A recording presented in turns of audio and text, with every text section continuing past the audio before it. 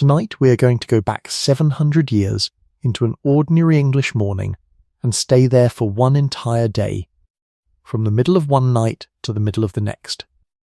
Not a battle, not a king, not a single famous name that anyone ever carved into stone. Just a village and a family, and the 24 hours they lived through on a day in the year 1320, which is a year that nobody remembers for anything at all, and that is precisely why we are going. Because this is what almost every English person who has ever lived actually did with their time. Not ruling, not fighting, just this. Waking in the dark, feeding a fire, walking out to a field, and coming home again. So before we set off, let the room settle around you. Let it be dim, and let it stay dim. Let your shoulders come down from wherever they have been holding themselves all day. One quiet inch, and then another inch after that.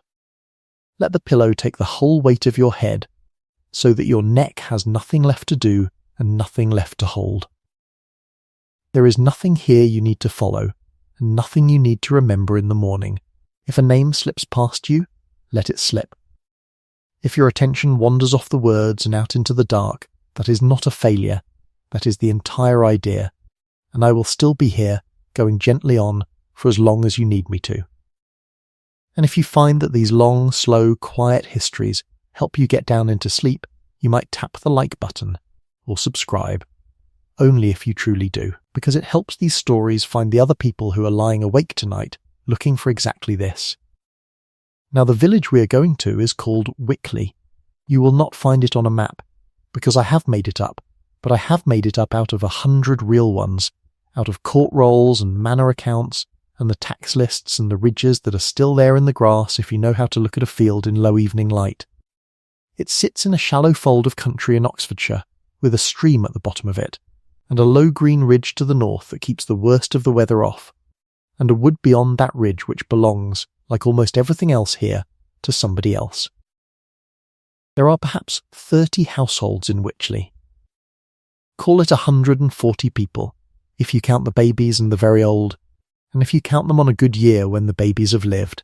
Everyone in the village knows every one of the other 139. They know their voices in the dark.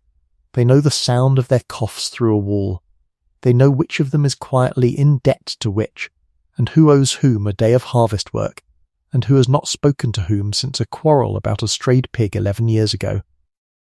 It is the middle of March. The day we are going to live through is a Monday, which matters, because Monday is one of the days that does not belong to the family at all. And the family is this. There is a man of about 35 whose name is Wat, which is short for Walter, though nobody has called him Walter since his mother died. He is not tall. Almost nobody here is tall. He stands about 5'5", and he is built the way a man gets built by 25 years of pushing and lifting and walking behind animals, which is to say wiry through the arms and shoulders and thickened through the hands, with knuckles that will not quite close flat any more.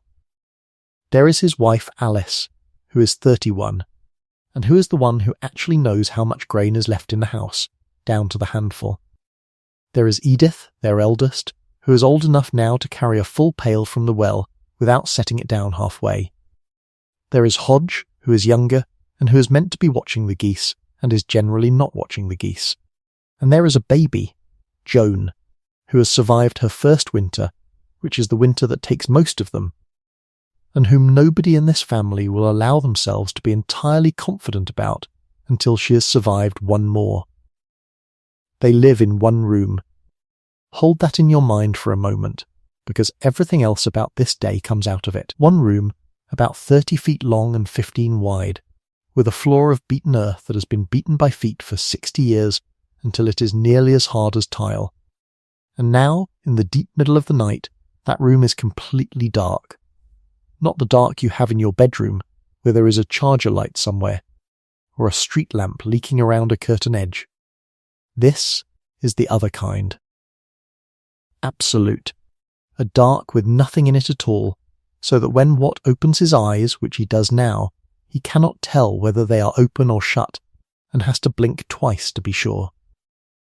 What woke him is the cow. She is standing about 15 feet away from where he is lying, at the lower end of the same room, behind a low partition of woven hazel rods that comes up to about the height of a man's chest, and she has shifted her weight and knocked a horn against the timber.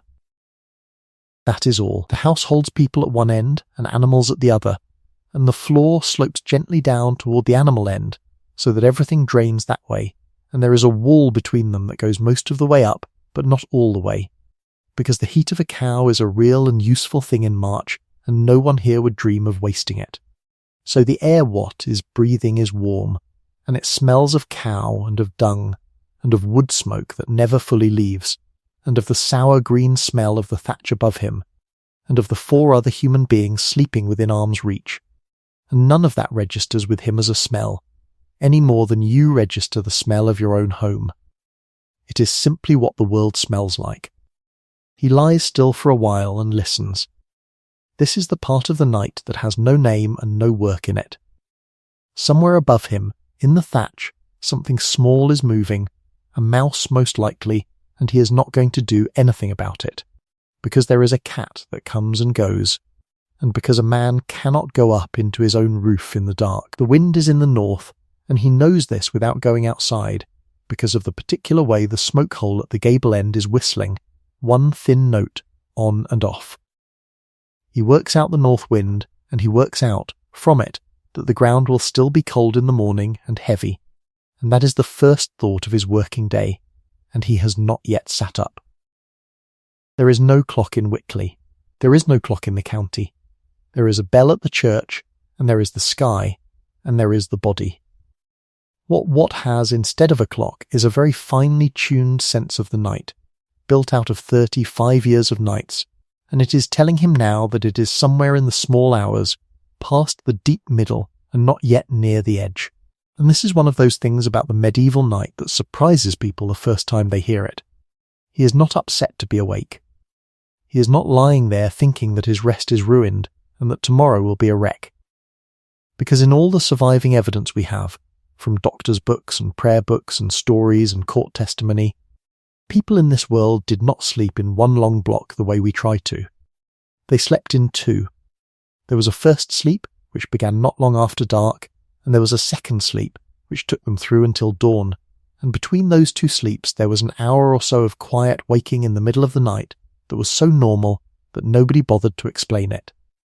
It was simply called the watch. People used it. They prodded the fire. They said their prayers, and there were prayers written specifically for that hour. They thought about their dreams while the dreams were still warm. They talked quietly to whoever else was awake.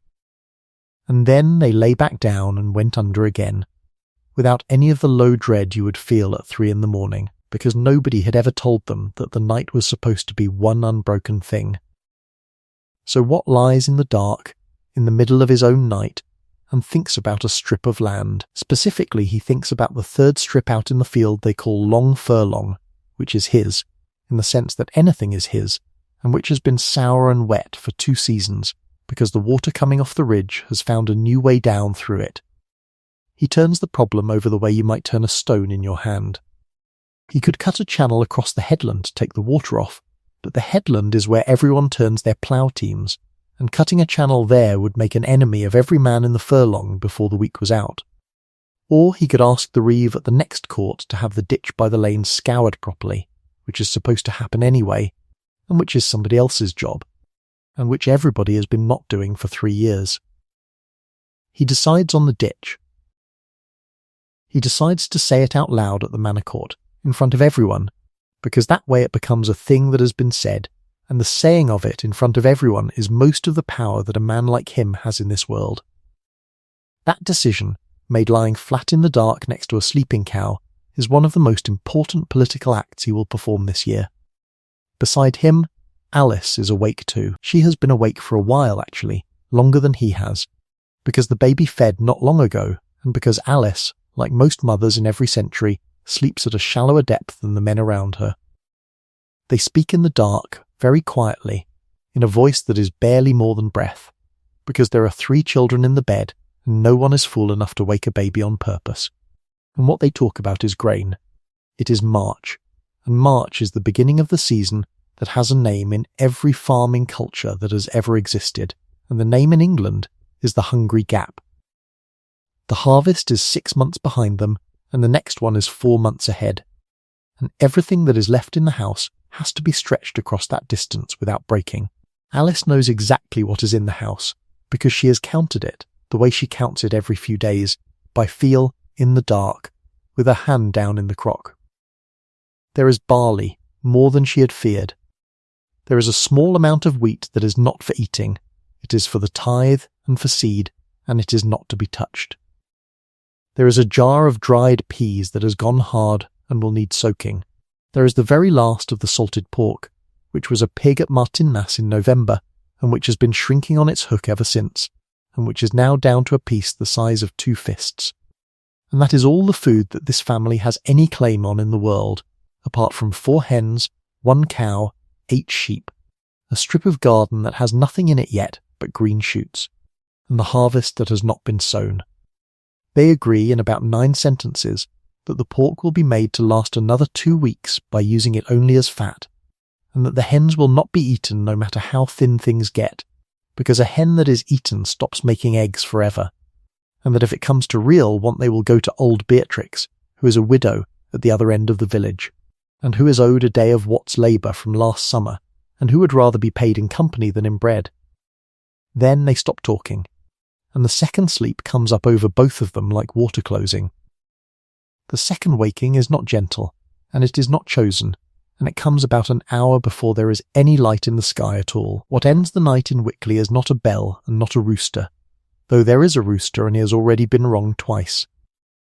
What ends the night is the fire, because the fire in this house has not been out in 11 years. Think about that for a moment, slowly, because it is one of those small facts that opens out into the whole shape of a life. There are no matches. There is no lighter. There is a flint and a piece of steel and a scrap of charred linen in a little tin box, and with those, on a dry day, with good tinder and a steady hand and some luck, you can make fire in perhaps 3 or 4 minutes, and on a wet day in March you can kneel there for a quarter of an hour, striking sparks into damp fluff, and getting nothing but bruised knuckles and a rising temper, so nobody lets the fire go out. Instead, every night, the last thing that is done before sleep is that the embers are raked into the middle of the hearthstone and covered over with a layer of ash, banked up like a small grey grave, and under that blanket they sit and smoulder and hold their heat right through the dark. There is even a word for it. Curfew, it comes from the French, couvre-feu, cover the fire, and in the towns a bell rings at curfew and you're expected to do it, because a town made of timber and thatch that catches at midnight will not be a town in the morning. Out here, nobody needs telling. So Alice gets up first, in the dark, and she does not need light for this because her hands know the way. She kneels at the hearth, which is a flat stone in the middle of the floor, not against a wall. Because there is no chimney in this house and there is no fireplace, there is simply a fire in the middle of the room and a hole in the roof at each gable end, and the smoke goes up and finds its own way out through the thatch, in its own time. She scrapes the ash aside with a stick, and there, underneath, is the whole of last night's fire, reduced to a fistful of orange. She feeds it.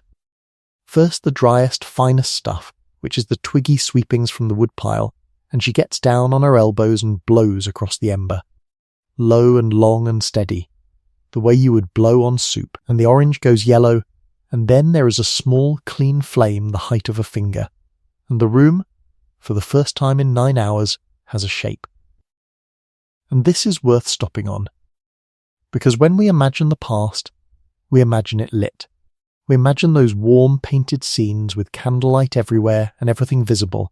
The truth is that for nearly everybody who ever lived, the great limiting fact of the day was light, and the great luxury was light, and a working family did not spend money on light. Candles of beeswax were for churches and for lords. What a family like this might have on a special evening is a rushlight, which is the pith of a common rush soaked in whatever waste fat the household can spare, and set at an angle in a little iron holder, and it burns for perhaps 20 minutes with a flame about the size of a thumbnail. That is the technology. So the working day here is shaped, absolutely and without argument, by the sun. And that is why they are up now, in the dark, before it. Because the fire has to be built, and the animals seen to, and the food started, so that the moment the light is good enough to see the edge of a furrow, they are already standing in the field. Nobody wastes daylight in March. Daylight in March is the whole of the year's food. Now let me put you properly inside this house, because you are going to be here for a good part of the day, and you should be able to see it. Stand in the middle, by the fire, and turn slowly around. The building is what is called a cruck frame. Somebody, 60 or 70 years ago, went into a wood and found 2 large curved oak timbers, and split them, and stood them up leaning into each other like the 2 halves of an A, and pegged them at the top, and did that again 3 more times down the length of the building. And that is the skeleton. Those great curved crucks are still there over your head, dark brown, gone almost black in places from the smoke, and the smoke has done them a favour, because it has preserved them and kept out the beetles better than any treatment we have. Between the crucks the walls are wattle and daub. Woven panels of split hazel, plastered on both sides with a mixture of clay and straw and dung and whatever else was to hand, and lime washed on the inside to catch the little light there is. The walls are not perfectly flat, and nobody has ever expected them to be. There are 2 window openings, both small, both high, and neither has glass in it, because glass in a window is a thing you would see in a church and in the hall of a lord and nowhere else. They have wooden shutters, and in March at night the shutters are closed and the wind still comes through. Above you, the roof. Thatch, laid a foot thick and more, and up in that thatch lives an entire small nation of creatures whom nobody has invited and nobody can evict. Mice, certainly. Spiders in numbers that would empty a modern house of its owners in an afternoon. Beetles, sometimes a bird, in spring, coming and going through a gap in the eaves.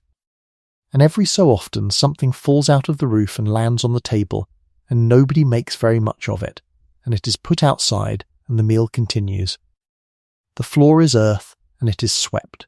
It is swept every day, and on top of it are laid rushes cut from the wet ground by the stream, and among those rushes Alice scatters whatever sweet herb the year has given her, meadow sweet in summer, and now in March a handful of dried something from last year that has almost no smell left. Under the rushes, over decades, the floor has become a kind of archive. Every pin that was ever dropped, every bead, every coin, every broken bit of pottery is down in that beaten earth. Which is why, 700 years later, the way we know most of what we know about people like this is by very carefully taking their floors apart. Along one wall there is a bed, which is a low wooden frame with ropes strung across it, and on the ropes a mattress that is a big linen sack stuffed with straw, and the straw gets changed a few times a year and gets flat and dusty in between, and the whole family sleeps in it under 2 woolen blankets and the cloaks they wore yesterday. There is a table, which is a board on trestles, and it comes apart and leans against the wall when it is not wanted, because floor space in a one-room house is worth more than furniture. There is one bench. There is a stool. There is a great wooden chest with a lock on it, and that chest is the single most valuable object in the building, and inside it are the things that matter, which is to say the best cloak, a length of unmade cloth, the little bag of coins, and the parchment strip which is Watt's copy of the terms on which he holds his land, and which he cannot read, and which he would go back into a burning house for. There is a shelf with the pots. There are 2 iron cooking pots, which cost the equivalent of many days of labour, and which will be passed down to Edith when she marries. There is a large wooden bowl and a stack of smaller ones. There are horn spoons. There are wooden trenchers. There is a griddle. There is a knife per person, worn to a curve, and the knife is not a kitchen knife, it is the knife. It goes on the belt. It cuts the food and the rope and the strap and the loose thread, and a person without a knife on their belt would feel about as dressed as you would feel without shoes. And that is nearly the whole inventory. If you tried to list every single object that this family of 5 owns, everything, including the tools and the clothes and the pots and the beasts, you would be finished well inside 200 items. Not 200 kinds of thing, 200 things.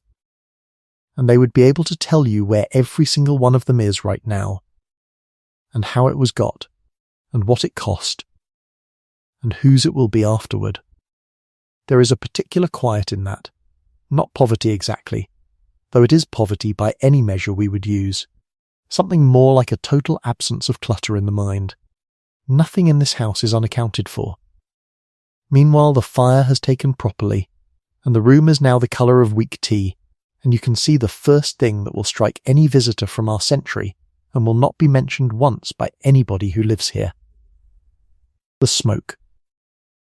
There is no chimney. The smoke rises off the fire in a broad, slow column and reaches the underside of the roof and then spreads out flat across it and hangs there, a layer of it, sitting at about head height and above, so that the top third of the room is permanently in a kind of brown fog. If you stand up straight and take a good breath, you will cough. So nobody stands up straight and takes a good breath. Everybody sits and works low and lives in the clear air near the floor, and this is so deeply learned that not one person in Wickley would ever describe themselves as ducking. It is simply where the air is. In 200 years the chimney will spread down from the gentry into houses like this, and people will be amazed at the change. And some of them will complain that the rooms have got cold, and they will be right, because that hanging smoke is also warmth that has not left yet. The smoke has its uses. It keeps the thatch dry and the insects down. It cures whatever is hung in it. That last of the pork on its hook is up in the smoke for a reason. But it also gets into everything. It is in the wool of their clothes, in their hair, in the blankets, in the grain of the table. Every person in this village smells of wood smoke, permanently, and they cannot smell it on each other, and a traveller coming in from 20 miles away smells nothing else.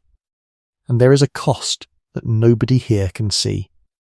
Every winter, in every house in England, the very old and the very young are breathing that air for 16 hours a day, and the coughs that run through this village in February are not entirely the fault of the cold. This is one of those things about the past that gets left out of the pretty pictures. The fire is life. The fire is warmth and food and light and company and safety. And the fire is also, slowly and invisibly, doing harm, and there is no version of this life in which you can have the one without the other. Now the family gets dressed, and this takes almost no time at all, because most of them are already most of the way there. People in this world sleep in their shifts, which are the plain linen undergarments worn next to the skin, and they put the woolen outer things on over the top in the morning and take them off again at night. And that is the whole of it. So Wat sits up on the edge of the bed and pulls on his hose, which are not trousers. They are 2 separate tubes of woolen cloth cut on the bias, so they stretch a little around the leg, and they are tied at the top to the drawstring of his brays, which are the loose linen shorts every man wears underneath. Over his shirt goes his tunic, wool, undyed, the colour of the sheep it came off, which is to say a sort of grey-brown, coming down to just above the knee, because a working man's tunic must never be long enough to catch on anything. Round his waist goes the belt, and on the belt goes the knife and the little pouch. Because there are no pockets in this world, pockets are 200 years away, and everything a person carries hangs off them in a bag or is stuffed into a fold. On his feet, shoes of soft cowhide, turned inside out and stitched, and turned back the right way so the seam is inside, with a sole the thickness of your thumbnail and no heel whatsoever. He can feel every stone in the lane through those shoes. He has felt every stone in that lane for 30 years. In wet weather he will not bother trying to keep them dry, because it cannot be done, and he will simply be a man walking around in wet leather all day every day, from October until April, which is a thing worth remembering the next time somebody says the past sounds peaceful. On his head, a hood, and this is the one really clever piece of clothing here. A hood in 1320 is not a hood attached to a coat. It is its own garment, a hood with a short cape over the shoulders, and it goes on over everything and sheds rain off the back and keeps the wind off the neck, and it can be pushed back to hang like a bag, and in some parts of the country it will be worn on its head like a rolled-up turban when the sun is fierce. Alice is dressed much the same in structure and utterly different in effect. Linen shift, then a woolen kirtle laced snug at the sides so it holds without needing a belt, then an outer gown over that, and over all of it, when she goes out, an apron of coarse linen which is the single hardest working garment in the house. And on her head, a veil and a wimple, a length of white linen over the hair and another under the chin, pinned. Married women cover their hair. It is not discussed, any more than shoes are discussed.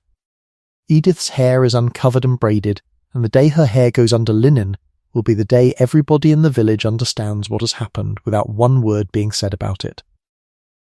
Now, wool. It is worth dwelling on wool for a moment, because wool is very nearly the whole English economy at this moment in history, and everything on the backs of these 5 people came out of a sheep, and quite a lot of it came out of their own 8 sheep, and the road from the sheep to the tunic runs entirely through the hands of the women of this house. The fleece is shorn in June, it is washed and picked over, and the burrs and the muck taken out by hand, one bit at a time. It is combed or carded to make the fibres lie the same way. Then it is spun, and spinning is the thing that never stops. Alice spins standing at the fire, she spins walking to the well, she spins sitting outside the church door waiting for the priest, with a distaff of raw wool tucked under her left arm and the spindle turning and dropping from her right hand, and she does it without looking. The way you might scroll without looking. It has been calculated that to make enough thread for one ordinary garment takes something like a week of a woman's spare hours, and a woman's spare hours are the hours in which she is also minding a baby. Then the thread is woven, and a village like this has a loom or two, and the cloth comes off narrow and greyish, and then it is fulled and dyed, if it is going to be dyed at all. And when it is finally a garment, it lasts. It is mended and turned and patched, and cut down for a child, and finally cut into strips for something else. There is nothing in this house made of cloth that has not been repaired. Not one item. The idea that a piece of clothing might be worn out and thrown away is not a poor idea here, it is not even an idea. It is like proposing to throw away a window. So they are dressed, in the dark, in a room the colour of weak tea, and now they go out into the cold to see to the animals, and the first thing to say is that the cow is not a pet, and the cow is not really livestock in the way we mean it. The cow is the bank. She gives milk, and the milk is not for drinking so much as for making into butter and into cheese, and the cheese is how a family stores summer for winter. Alice milks her now, sitting on the low stool with her forehead against the animal's flank, and the sound is the same sound it will be 700 years later, and there is not much this morning, because it is March and the cow is thin, and there has been nothing but hay and old straw in her for months. About 2 pints. That is the yield. A modern dairy cow gives 20 times that. But the 2 pints go into a wooden pail, and the pail goes on the shelf, and there is no argument about who gets it, because the answer to that question in this village and every village is always the same, and the answer is the baby first, then the young children, then the man who is going to do 11 hours of physical labour, and then last, always last. In every account, and every account book, and every archaeological study of bones we have ever done. The mother. Then the hens. 4 of them, roosting up inside the house end of the byre, out of the fox's way, and 1 of them has laid and 3 have not. Because it is March, and the light is short, and hens follow the light. That egg is the only entirely new food that has entered this household today. Then the sheep, out in the little croft behind, 8 of them, ragged and half-shed and hungry, and 1 ewe is heavy and near her time, and Wat crouches, and puts his hands on her and takes a long moment over it. That lamb, if it lives, is worth more to this family than anything else that will happen this month. And here is a thing that gets missed. What is not sentimental about these animals? And he would sell any of them tomorrow if the price were right, and he also knows each one individually and completely. Knows their tempers and their habits, and which ewe will barge through a gap and which one will not, in a way that almost nobody alive today knows any animal. There is no distance at all between him and the things that feed him. He has never once eaten anything he did not watch grow.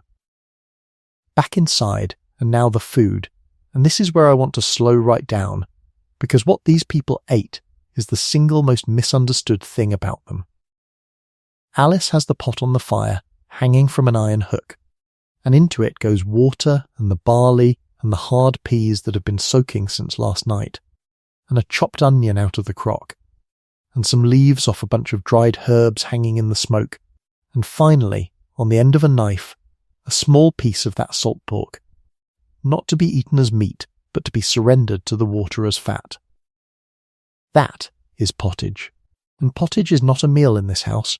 Pottage is the meal, most days, twice a day, for most of a life. But before you feel too sorry about that, understand what is actually happening in the pot. The pot never entirely empties. Whatever is left at the end of the day is the beginning of tomorrow's. What goes in changes with the season, so that the same dish is nettles and young greens in April, and beans and cabbage and leeks in summer, and thick with fresh peas at harvest, and gets its meat at Martinmas and its herbs from the croft and its salt bought at market and hoarded like treasure. It is not one flavour repeated. It is a slow river of a dish that changes as the year changes, and it is, nutritionally, and this genuinely surprises people, not bad at all. Whole grains, pulses, alliums, greens, a little fat. If you built that menu for somebody today and put it in a book, you could sell it. The problem with the medieval diet was never really its shape. The problem was that in a bad year there was not enough of it. Alongside the pottage there is bread, not white.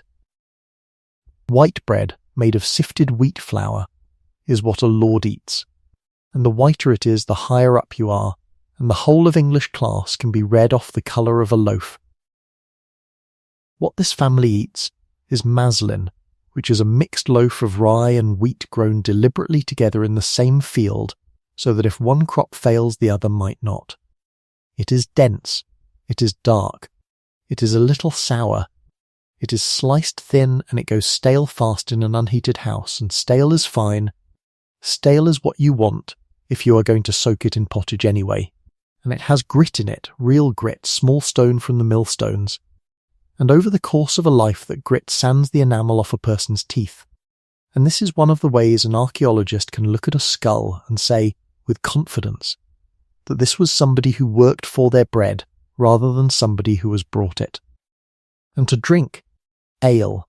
Everybody drinks ale, including the children, and this is not because these are a people with a problem. It is because ale in 1320 is a food. It is made from barley. It is thick and cloudy and low in strength, more like a thin sour porridge with a kick than anything you would recognise from a modern glass. And it goes off within a few days, because there are no hops in it yet. Hops are coming, hops are 100 years down the road, and without them ale will not keep. So it is brewed constantly, in small batches, in the house, by women. Alice brews. Nearly every wife in Wickley brews, in turn, and when a household has a good batch, they put a pole with a bush tied to it outside the door, which means, come and buy, and the neighbours come and buy, and the alewife is fined a few pennies at the manor court for selling outside the assize, and pays it, and does it again next month, and everybody, including the man collecting the fine, understands that this is not really a punishment, it is a licence fee with a bad attitude.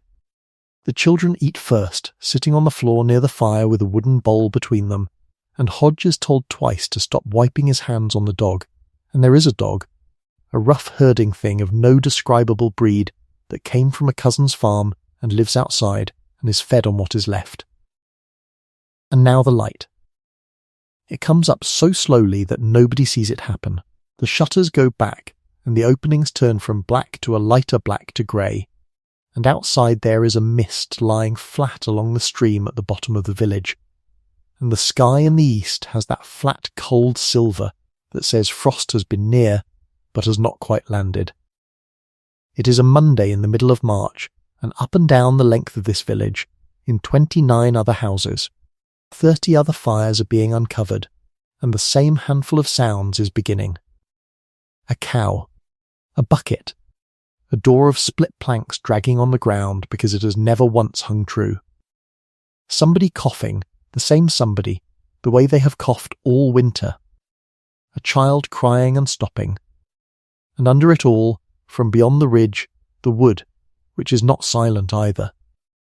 And then the bell. There is a church in Wickley, at the top end, and it is by an enormous margin the largest and finest and costliest structure any of these people will ever stand inside. It is stone when they live in mud. It has coloured glass in 2 of its windows when they have shutters.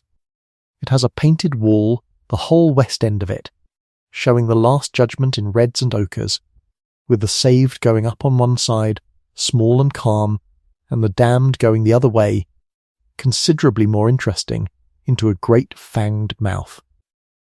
Every person in this village has looked at that wall every week of their lives since infancy.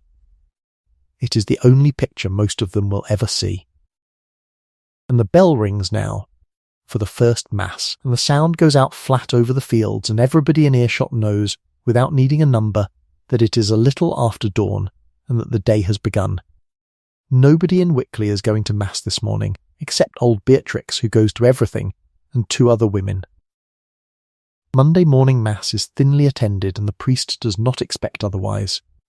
The obligation is Sunday, but the bell still tells the time, and the bell will tell the time again at the middle of the day, and again in the evening, and those 3 soundings are the clock of this entire community, and they are free, and they are audible for 2 miles, and no one has to own anything to hear them. The priest is called Father Osbert. He is perhaps 50. He is not a scholar, he is not from a great family, he is a local man who learned enough Latin to get through the service and probably not a great deal more, and he holds a strip of glebe land of his own, and he ploughs it himself with his own hands, and his Latin is regional, and his sermons are short and in English, and mostly practical. He is also, and this is the part that gets flattened in the popular picture, one of the very few people in the whole of Wickley who can read and write at all, which makes him not simply a spiritual authority, but the village's memory, its lawyer, its letter writer, and its witness. If you want to know how old you are, he can tell you, because your baptism is written down. In a world with no documents, the man with the documents matters. And he has a housekeeper, and everybody knows what that means, and nobody says it, and his bishop knows too, and finds him for it periodically, and life goes on. What does not go to Mass? What picks up his tools? And here is where the day turns, because today is Monday, and Monday belongs to the Lord. So let me explain as gently as I can the arrangement that governs every single hour of Wat's working life, because if you understand this, you understand the Middle Ages better than most people who have read 3 books about knights. Wat is a villain. That is a legal category, not an insult, though the word will curdle into villain within a few centuries, which tells you something about who ended up writing the dictionaries. Being a villain means that he is unfree. He is not a slave. Nobody may kill him or sell him as an individual. He has a house, a family the law recognises, animals of his own, land he works for himself, and a place in the village court. But he is bound to this manor. He may not leave it and settle elsewhere without permission, and without paying for permission. He may not marry off his daughter without paying a fine called murchet. When he dies, the Lord's steward will come and take the best beast in his byre as a death duty, and that is called heriot. And every single family here has watched their best animal walked out of the yard on the day of a funeral. He grinds his corn at the Lord's mill and pays for it, and is not permitted to grind it at home in a hand quern, and if he does, and he is caught, the quern will be broken and he will be fined. And in exchange for holding his land, he owes labour. That is the deal. It is not rent in money, or not mostly. It is rent in work. Watt holds what is called half a virgate, which here is about 15 acres, scattered in strips all over the 2 great fields of the village. And for that he owes the Lord 3 days of work a week, every week, all year, and additional days called boon work at the crucial moments, at the hay harvest and at the corn harvest, when the Lord can call on absolutely everybody. And on those days the Lord provides food, and there is a whole culture around whether the food was good and whether it was better last year. So a third of Watt's working life, from the age of about 12 until the day he cannot walk out to a field anymore, is spent producing food that he will never eat, on land that is not his, at times that are not his to choose. And the 2 hardest words in that sentence are those last 5. Because it is not the labour itself that grinds. The labour is the same labour. It is that the Lord's work comes first in the week, and that means that when the weather turns, and there are 3 fine dry days in a wet spring, and every man in the village can feel in his bones that this is the moment to get the barley in. Those days go to the Lord's demesne first, and by the time a man gets onto his own strips, the sky has closed again.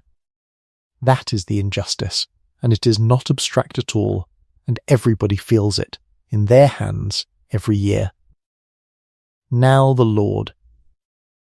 Sir Roger de Wickley holds this manor, and he is not a duke, and not an earl, and he is not anybody a history book would trouble to name. He is a knight with 2 manors, and this is the smaller one, and he is not here. He is at the other manor 12 miles off, and he might come here twice a year. Most people in this village have seen their lord perhaps 10 times in their lives, at a distance on a horse. He is not a face, he is a set of obligations. And the machine that actually runs this place day to day is made of local men. There is a steward who works for Sir Roger and comes several times a year and is genuinely feared, because he is educated and he keeps accounts, and he is the one who will notice that the mill's income is down. There is a bailiff. And then there is the reeve, and the reeve is the fascinating one. The reeve is a villain. He is one of them. He is elected from among the villagers, or as good as, and confirmed by the Lord, and his job is to organise the villagers' labour, keep the Lord's stock and crops in order, and answer for it in the accounts.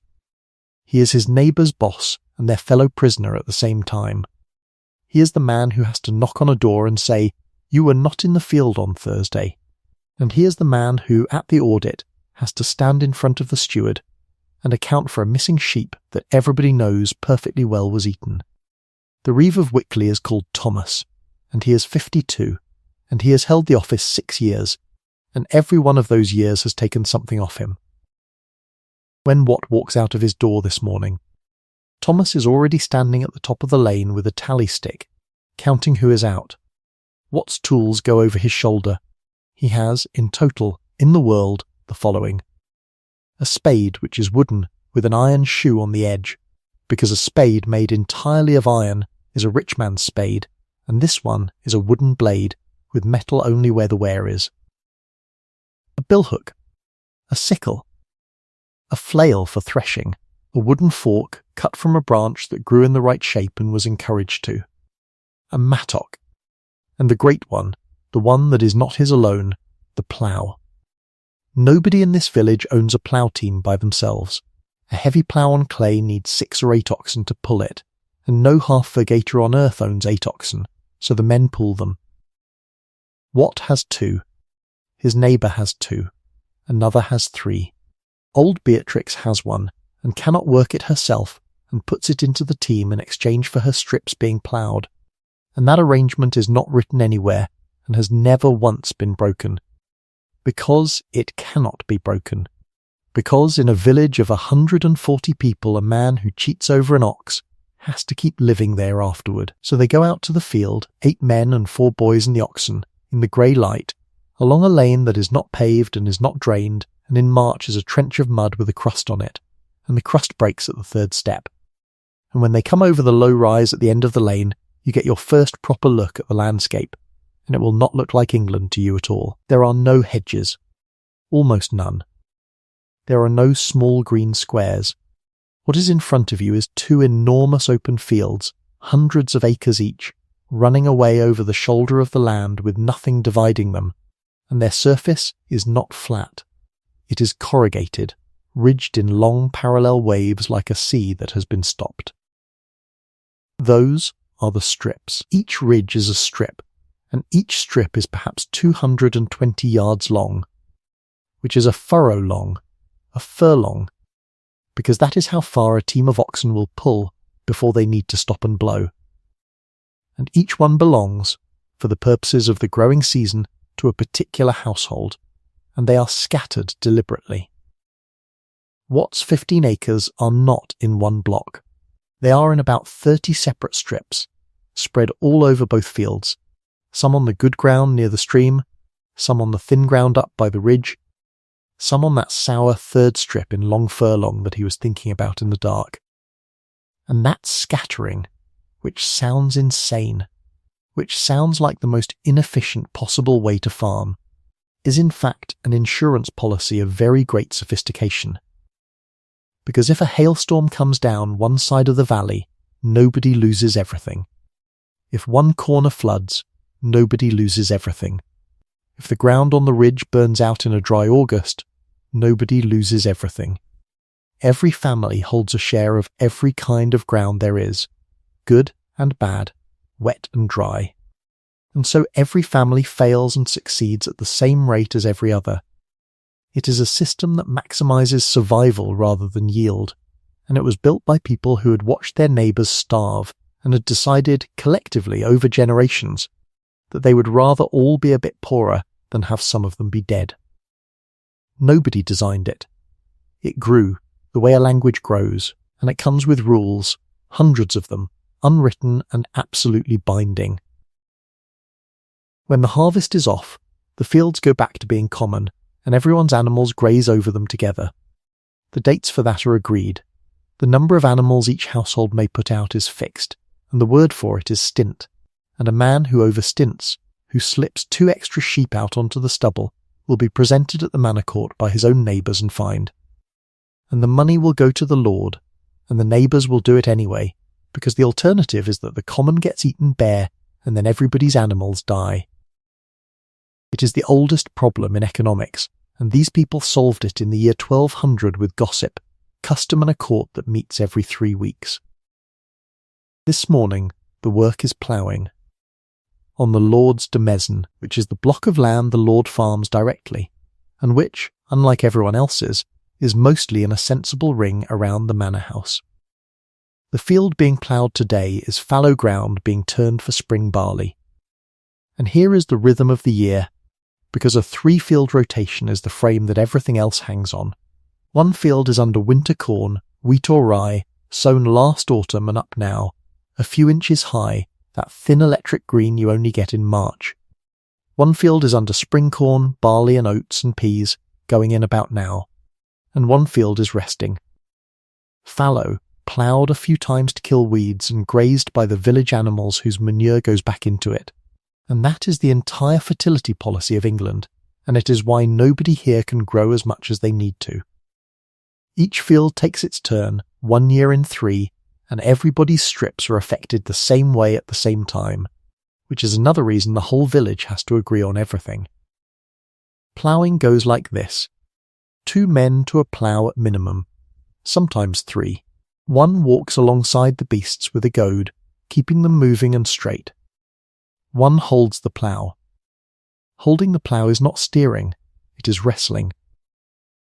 The heavy plough has a coulter, an iron blade that cuts down vertically into the soil, and a share that cuts horizontally, and a mouldboard, a curved wooden wing that takes the sliced sod and turns it right over, and dropping that whole assembly to the right depth and keeping it there while 8 animals drag it, and the ground fights it is done through the arms and the back and the hips, and it is done for 6 or 7 hours.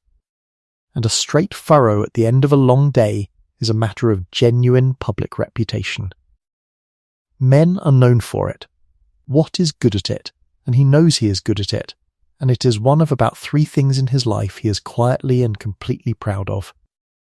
The plough team moves at the pace of the oxen, which is slow, slower than a walk, and they go up, and they turn on the headland, and they come back down, and up, and back, and the day passes in a series of 220 yard lengths, and the mist burns off, and the rooks come down behind them in a black rowdy crowd for the worms, and one of them will follow this plough all day. Nobody talks much while the plough is in the ground, because you cannot hear over a plough team on stony ground. They talk at the turns, and what they talk about is what men have talked about at the headland since agriculture began. The weather, the state of the ground, whether the ditch by the lane is going to be scoured, and Watts says his piece about that, in front of 5 witnesses, exactly as he planned in the dark at 3 a.m, and Thomas the Reeve grunts, and that grunt is the entire legislative process of the medieval English village, and it means that the matter will be raised at the next court, and they talk about a rumour from the market at Banbury that the price of wool has moved, and they talk about the abbey 12 miles off which is buying up land. And here I want to tell you what it feels like to be inside this body, because that is a part of the past that gets left out entirely. Watt is 35. By the standards of Wycliffe, he is a man in the second half of his working life, and his body has already been shaped permanently by what it has done. If you were to dig up a village churchyard from this century, which we have done, many times this is what you find. Enormously robust arm and shoulder bones on the men, the kind of muscle attachment you see on modern rowers, from a lifetime of pulling and lifting. Compressed and damaged lower spines from carrying loads on the back, starting in childhood before the bones had finished forming. Arthritic wear in the joints of people in their 30s. Healed fractures, lots of them, badly set. Teeth worn flat by grit, and a low rate of decay, because there is nearly no sugar in this world, so their teeth are ground down but not rotted, which is exactly the reverse of ours. And on the women, the same robust arms, because grinding, kneading, carrying water and beating linen are not light work, and a distinct signature in the hips and the spine from carrying children. And, on a great many of them, evidence of episodes of severe malnutrition in childhood, recorded as faint horizontal lines in the enamel of their teeth, 1 line for each hungry season they survived. Watt has a shoulder that aches in wet weather from a fall off a haycart 11 years ago. He has a thumbnail that has grown back wrong. He has a persistent low cough in winter from the smoke. He has never in his life been examined by anyone with medical training, and never will be. And he is, by every physical measure, extremely fit. He can walk 20 miles in a day and work at the end of it. He can carry a sack of grain up a ladder. He simply cannot do those things without pain, and it has never once occurred to him that a body might be expected to work without pain, because he has never met anybody whose body did. The middle of the morning arrives without announcement. There is a pause. The oxen have to rest, whatever the men think, and the oxen are the only members of this operation whose needs cannot be argued with. So the team stops on the headland, and the beasts stand and blow, steam coming off them in the cold air, and the men sit down on the bank with their backs against it, and eat a piece of bread out of a cloth, and drink ale out of a leather bottle that is passed along and comes back lighter. And this is the moment in the day when the news happens. Because there is no other way for news to move. Nothing is printed. Almost nobody reads. What a person knows about the world beyond the ridge arrives through a person, in speech, at the headland, or at the mill, or after mass, or in the alehouse. And a lot of it is wrong, and all of it is late, and some of it matters enormously. Today the news is 3 things. First, that the miller has raised his toll again, or is said to have. Second, that a family 2 villages over has had a son go off to Oxford, to be a scholar, which is spoken about with an odd mixture of pride and suspicion, because Oxford is only 15 miles away, and it is also another planet. And third, quietly, from the youngest man there, that he has been thinking about going. Just that, going. Because there are towns, and in a town a man is not a villain, and there is a rule, or a belief in a rule, that has been travelling around England for 100 years and will keep travelling for 200 more, that if a bondman can get himself into a chartered borough and live there for a year and a day without being reclaimed, he is free. And the older men go quiet at that, because every single one of them has had that thought at some point, standing in a wet field in March, and every single one of them has looked at the 15 acres and the family and the 8 sheep and the cow and the place in the court and the graves in the churchyard, and has stayed. Let us leave them at the headland with the bread and the leather bottle, and go back down the lane to the house, because the idea that the men went off to work and the day at home was the quiet part is one of the great lies of the way this century gets told. Alice has, since the fire was lit, done the following. She has milked and strained the milk through a cloth into a shallow wooden bowl and set it aside for the cream to rise, because the butter will be made tomorrow when there is enough. She has fed the fire twice. She has taken the ash out of the hearth, and she has not thrown it away, because ash is not rubbish, ash goes on the garden, and ash is what you make lye from, and lye is what you wash with. And there is no soap in this house except the hard grey stuff that Alice makes herself when she has fat to spare, which is not now.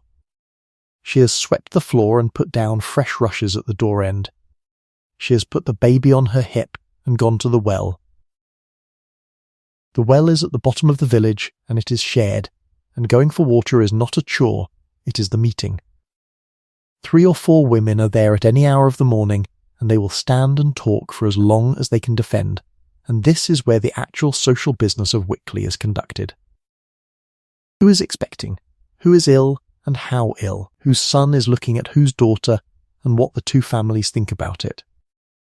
Who was seen coming out of the wood with a bundle of what was very definitely not fallen deadwood? That last one matters, because the wood belongs to the Lord, and the village has a right, an ancient customary right, to take from it, but only what is dead, and only what can be pulled down by hand or with a hooked stick, which is where the phrase by hook or by crook comes from, and the line between what is dead and what has been recently helped to die is a line that is discussed at the well and adjudicated in the court. Alice carries the water back in a pail, and it is heavy, and she will do this 4 or 5 times today, and she is 31 and she has been doing it since she was 7. Then the garden. The croft is the ground immediately around the house, fenced with hurdles and hedged against the animals, and it is small, and it is the single most productive piece of land this family touches. It is not ploughed, it is dug, by hand, by her, and it is manured properly rather than 3 years in one, and it is where the actual variety in their food comes from.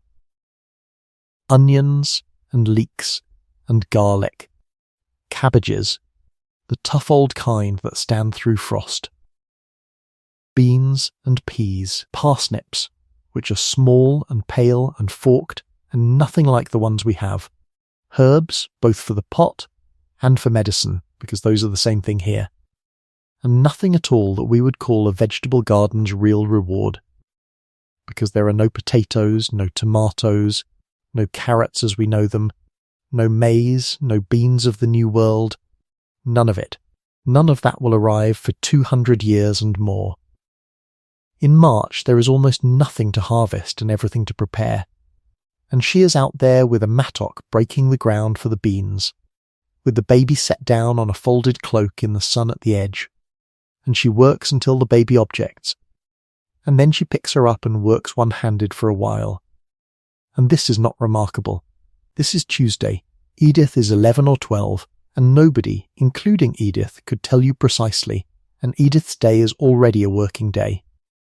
She has taken the sheep out to the strip of rough grazing. She has come back and helped with the water. She is now sitting in the doorway with a spindle, spinning, badly and improving. And every inch of thread she makes is real thread that will really be woven, because there is no such thing here as practice work. A child's output counts. And that is the deepest structural difference between a childhood then and a childhood now. These children are not being educated for a future life. They are inside the adult economy from about the age of 5. doing smaller versions of what they will do at 40, and the transition from child to adult has no ceremony and no threshold. It is a slow slide from carrying a small pail to carrying a big one. There is play. There is a great deal of play, and we know this because of what turns up in the ground. Little pottery whistles and knuckle bones and marbles of clay, and because of the coroner's rolls, which are heartbreaking to read, because the only reason we know what medieval children were doing at the moment of their deaths is that a coroner had to write it down. And what they were doing was playing by the mill pond, climbing the ladder into the loft, getting under the feet of a horse, poking at the fire, wandering out of the gate while their mother's back was turned for the length of a conversation. Hodge at 7 or 8 is supposed to be watching the geese on the common. He is in fact lying on his stomach at the edge of the stream trying to tickle a fish out from under the bank, which he has been told not to do, and which he will do again tomorrow. The geese are fine. The geese are always fine. And now the mill. Because the mill is where power lives in a village, and everybody knows it. This family cannot grind its own grain. It is forbidden.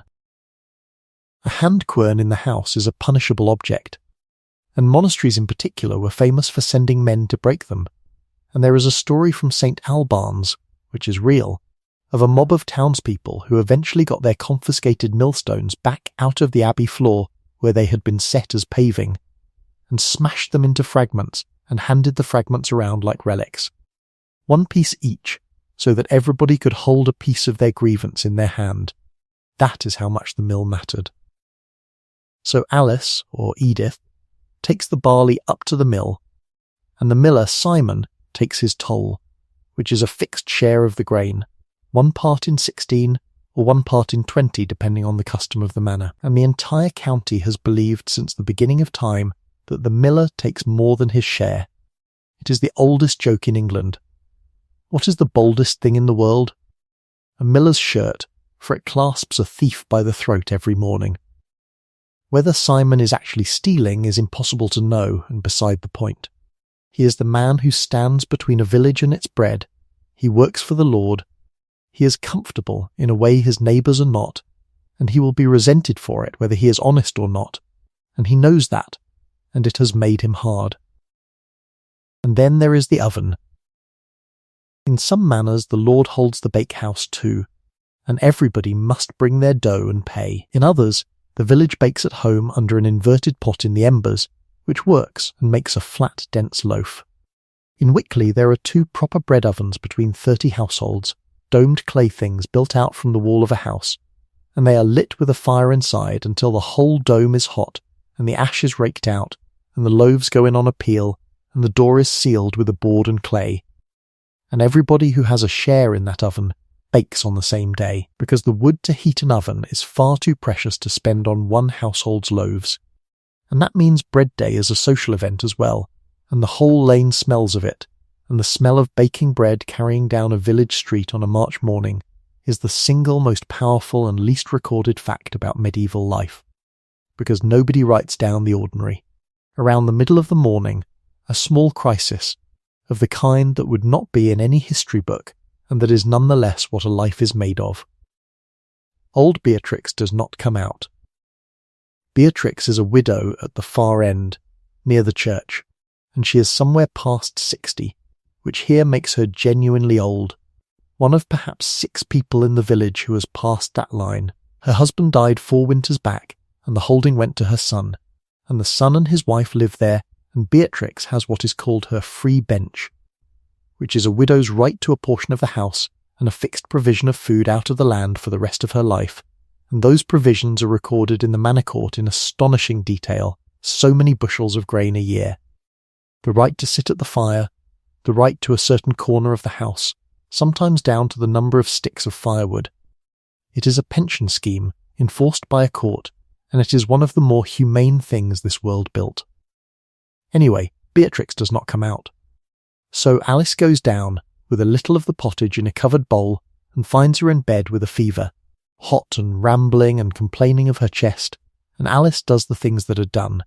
She props her up, because everybody knows a chest is worse lying flat. She gets a fire going properly. She makes a drink of ale warmed with honey and a handful of dried horehound, and horehound really does loosen a cough, and has been used for it from the Egyptians to the cough sweets in a chemist today. She sends Edith to say a word to the priest, because a fever in an old woman in March is a serious matter and the church is where the last things are arranged. And then she sits with her a while and holds the hand, and that is the whole of the medical system. There is no doctor. There is no doctor for 12 miles, and if there were, a university-trained physician would charge more for one visit than this family sees in coin in a year, and would in any case treat her by examining her urine against a chart and balancing her humours and possibly bleeding her, and there is a decent argument that Alice and the horehound are the better outcome.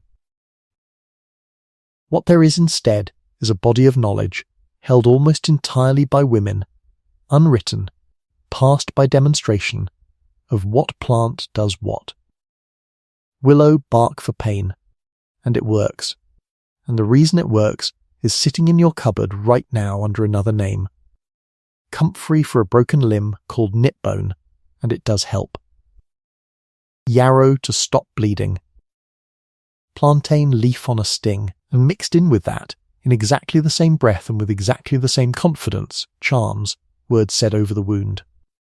A prayer said 3 times while gathering the herb, at the right phase of the moon. A written scrap tied to the arm. Because there is no line in this world between medicine and prayer and magic, they are one continuous body of practice. And the same woman who knows precisely how much horehound to steep will also tell you seriously that it must be picked before the dew is off it. The bell rings again about the middle of the day, and out in the field the plough team hears it and finishes the length it is on, because you do not stop a team in the middle of a furrow. And then they turn the oxen loose on the headland grass and sit down to dinner. Dinner is the main meal, and it is eaten in the middle of the day, and this is another small thing that quietly rearranges your picture of the past. The big meal is at noon, when the light is best and the body needs it. What comes in the evening is supper, and supper is small, so there is bread and cheese, hard and dry and made last summer, and onions, raw, eaten like apples, and ale. On a boon day the Lord would feed them, and there would be meat, and it would be talked about for a fortnight. Today it is bread and cheese and onions, and it is eaten sitting on the ground with their backs to a bank in the thin March sun, and it takes about half an hour. And nobody hurries it. And then, because the beasts still need their rest, there is a stretch of perhaps another half hour in which men who have been awake since before dawn lie back on the grass with their hoods over their faces and doze. Which brings us to a question worth taking seriously, because it is the question people always ask about this life, and the answer is not the one you expect. How hard did they actually work? And the honest answer, once you count it properly, is that a medieval villain worked fewer days in the year than an office worker does today, and worked murderously harder on the days he worked. The year is stitched through with holy days. Sundays? Absolutely. No work. And that is enforced, and men are presented in the church courts for carting on a Sunday, and then the feasts. Christmas, which is not 1 day but 12, and in many manners the customary tenants down tools for the whole of it. Easter and the week around it. Whitsun, All Saints. The feast of the parish's own saint, which is the village's own particular holiday, and involves the whole community. Plough Monday, May Day, Lammas, Michaelmas, Martinmas, add them up, and depending on the manor and the century you land somewhere between 80 and 120 days a year on which no work is owed or expected. Nobody is paying for those days, of course. They are not holiday in our sense. If you do not work, in a subsistence economy, you do not eat later. But the shape of the year is not a flat grind, it is a wave. There are weeks in February when there is genuinely not much to do, and men sit in the smoke and mend things and tell stories. And there are 10 days at harvest when the entire village, every man, woman, child and grandmother, is in the fields from first light until it is too dark to see, sleeping 4 hours, working until their hands cramp shut. Because the whole year, everything, all of it, is decided by whether the corn comes in dry. That is the rhythm. Long, slow troughs and short, violent peaks. Our rhythm, the flat, unbroken week repeated 47 times, would strike Watt as a very strange way to spend a life, and he would want to know what happens at harvest, and would not believe you when you told him. So the afternoon. The team goes back on, the rooks come back, and I want to use this long, slow stretch of the day to explain the thing that actually governed these people, which is not the king and not even really the lord, but the court. The manor court of Wickley sits every 3 weeks in the hall by the church, or in the churchyard if the weather is decent, and every villain is required to attend, and being absent is itself a small fine. It is not a court in the way you are picturing. There is no judge from outside. The steward presides when he is here, or the bailiff. But the verdicts come from the men of the village themselves, from a jury of their neighbours, and the law they apply is not the king's law. It is the custom of the manor, which is a body of precedent held in the collective memory of the older men, and which is invoked with the phrase, "It has always been done so," and which changes anyway, slowly, when everybody quietly agrees it should. And the business of that court, which we know in enormous and glorious detail because the rolls survive in their thousands, is the whole of village life written down in Latin abbreviations by a clerk who is paid by the line. Somebody's pig got into somebody's peas. Fined, a man's hedge is broken, and his beasts are straying. Fined, and ordered to mend it. 2 men fought at the alehouse, and 1 drew blood. Fined, both, and the one who drew blood more. A woman sold ale weaker than the assize allows, or in unsealed measures. Fined, 2d, and she will be fined again in 6 weeks, and this is, as everybody understands, simply how the licence works.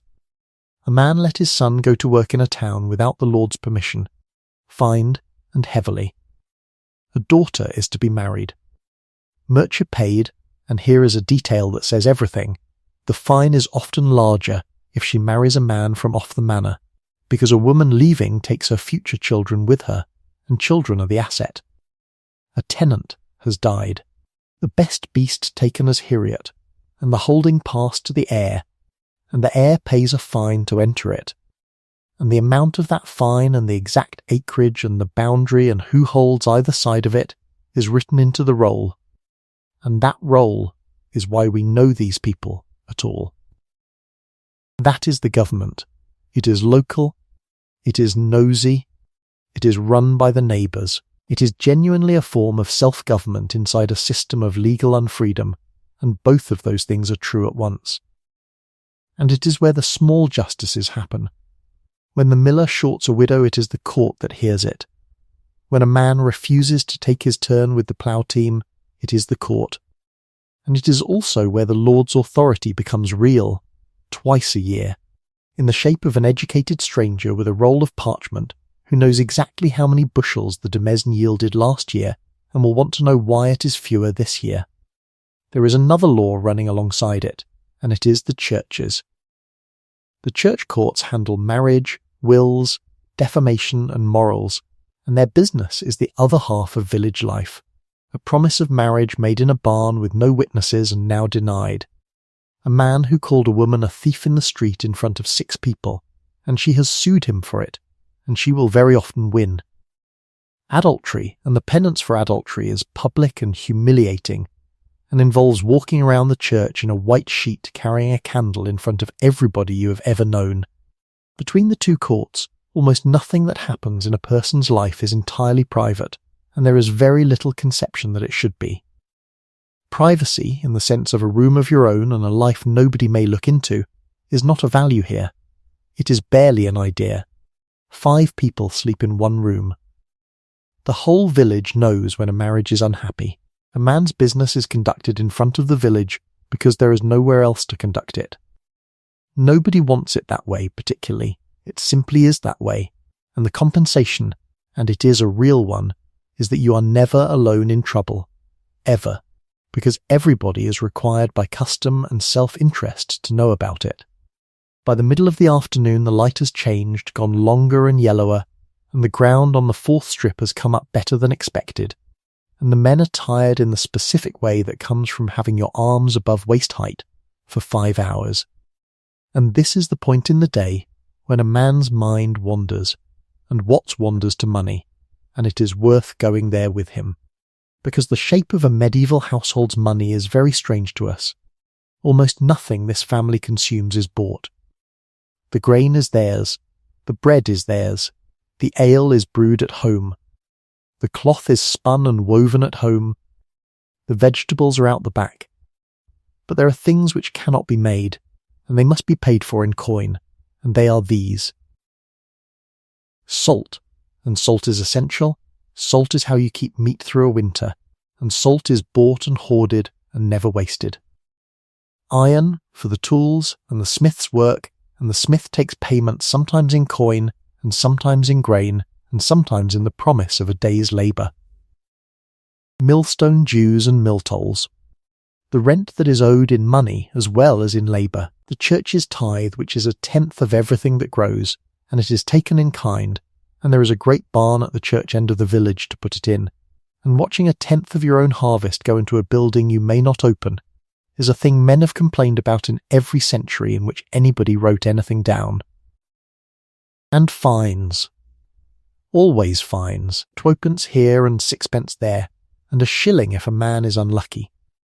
The coins themselves are silver pennies, small and thin, with a king's face on them that nobody has seen. There are 12d in 1 and 20 in a pound, and almost nobody in this village has ever held a pound in their hand or seen one object in one place. A labourer working for wages, and some men do at harvest, might make a penny or 3 halfpence a day.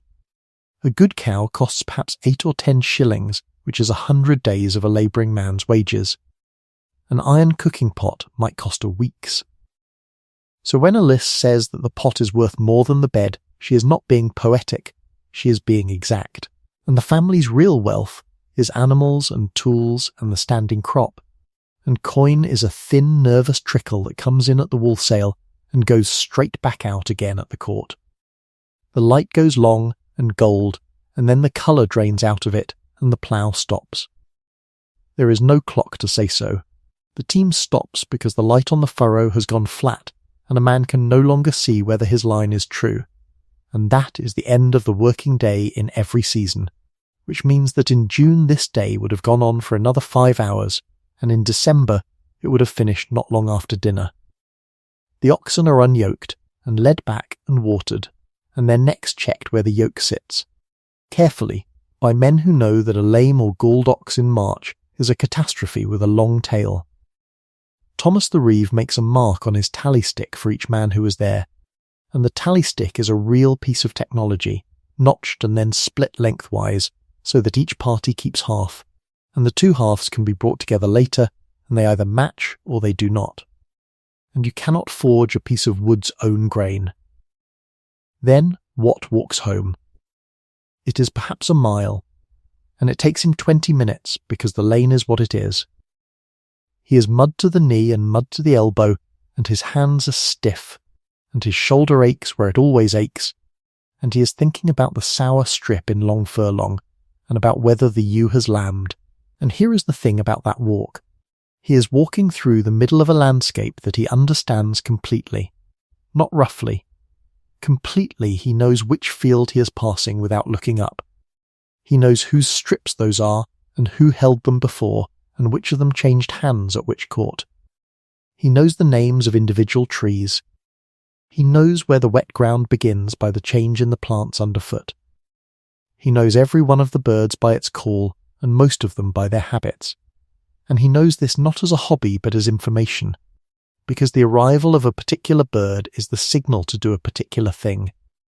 There is a completeness to his knowledge of 1 square mile that almost nobody alive today has of anywhere, and it is bounded. He has been to Banbury. He went to Oxford once, years ago, and remembers the noise. He has never been to London, and will never go, and London for him is a word, a place where the king is, a rumour of size. The furthest most people in Wychley have ever been from this church tower is about 15 miles, and most of those journeys were to a market, and the market is the edge of the known world and also the place where the known world touches the other one, because at Banbury Market there are cloth merchants who deal with Flanders, and the wool off Watts 8 sheep, sold to a middleman for a few pence, will very possibly be woven in Bruges and worn in Italy. He does not know this, but he is standing at the end of a chain that runs all the way to the Mediterranean, and the reason England has any silver in it at all in 1320 is that chain. So he comes into the yard in the last of the light, and the ewe has lambed. She has done it alone, in the corner by the hurdles, the way sheep prefer to, and there is a lamb, and it is up, and it is sucking, and Wat stands there and looks at it for a good long while, with his hands hanging at his sides. That is the best thing that has happened to this family in 7 weeks. Inside, the fire is up, and Alice has the pot going, and the room, which was the colour of weak tea this morning, is now a small orange cave with a low ceiling of smoke, and everything outside the circle of light has stopped existing.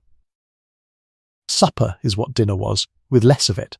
Pottage, thicker now, and bread, and the ale. Everybody eats out of the same few bowls with horn spoons and their fingers, and there is a shared cup that goes round, and manners exist, and are quite strict, but they are not our manners. Do not put your fingers in the pot. Do not wipe your knife on the cloth. Do not blow on your food. Do not speak with your mouth full. Those are in the courtesy books, and they are being taught in this house too. And then Wat tells them about the day, and Alice tells him about Beatrix, and they agree that Edith will sit with her tomorrow morning. And Wat says the thing about the ditch that he said at the headland, and Alice says he should say it again at the court, in front of the steward if the steward is there, and not just in front of Thomas. Which is good advice, and he takes it. And now comes the part of the medieval day that I think has been most thoroughly stolen from us, and I want to give it to you properly, because it is the part you are here for. It is dark. There is no light except the fire. Nothing can be done. There is no work that can be usefully performed in a room lit by a single hearth, except the few things the hands can do blind, and those are exactly the things they do, mending and spinning and carving and shelling, work that needs fingers and not eyes. So 5 people sit around a fire in a dark room with nothing to look at except the fire, and nothing to listen to except each other, and this happens every single night, for 4 or 5 hours in winter, for their entire lives. And out of that specific set of conditions, comes almost the whole of English folk culture. The stories are told here, not read, told out loud by somebody who heard them from somebody, changing a little each time, the way a story does. The songs are sung here, the riddles, and there are hundreds of medieval riddles, and a great many of them are filthy, and the answer is always something innocent like an onion or a key. The sayings, the weather lore, the proverbs, the whole spoken inheritance of a people is transmitted in this room after dark, because there is nothing else to do, and because the alternative is silence, and people are extraordinarily good at it, in a way we would find difficult to keep up with, because memory in a world without writing is not a hobby, it is infrastructure. A man who cannot read can hold in his head the boundaries of 30 strips, the terms of 6 agreements, the genealogy of everybody in the village for 4 generations and 100 stories, and recite the responses of the mass in a language he does not speak. Tonight the story is one they all know, and knowing it is the point, and Hodge asks the same question at the same place he asks it every time. And Edith spins in the firelight, and the baby is asleep against Alice, and the dog is in the doorway. And outside, over the whole of England, in perhaps 8,000 or 9,000 villages, this same scene is happening at this same hour, in a room like this one, around a fire like this one, and it is by a very wide margin the most common human experience of the last 1,000 years, and there is not one painting of it. Before they sleep, prayers, and it is worth being clear about what belief actually feels like from the inside here, because it is not what a modern person means by religious. Nobody in this house has chosen this faith. It is not an opinion. It is the structure of reality, in the same category as the weather. The year is the church's year. The week is the church's week. The names are saints' names. When somebody says they will do a thing in 3 weeks, they say it in terms of a saint's day, because that is the calendar there is. And the specific weight of it is this.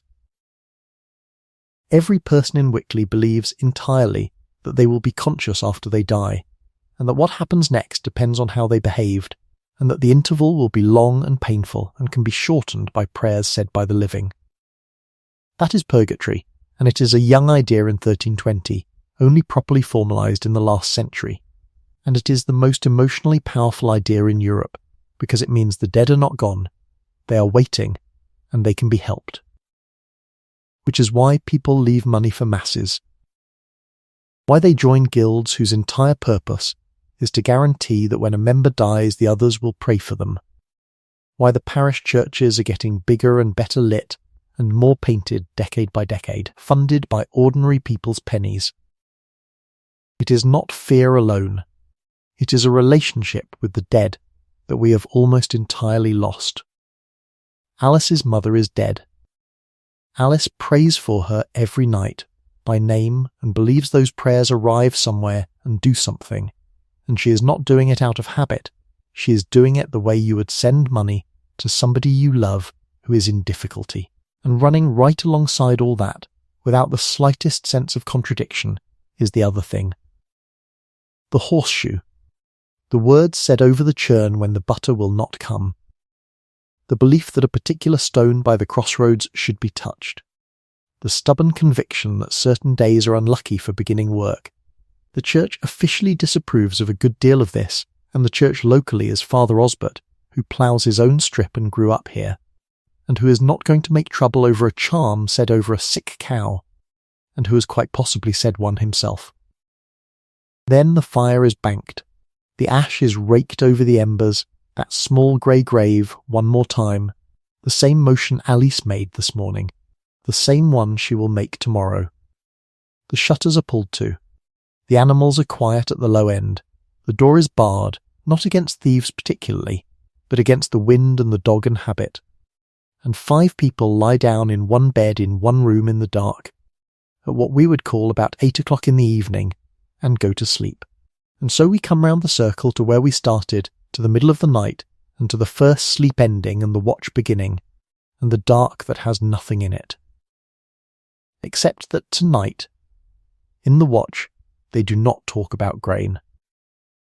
Tonight what lies awake and thinks about the lamb, and about the fact that if the ewe raises it, and if the wool clip is decent, and if the price holds, there might be enough by autumn to think about a second cow.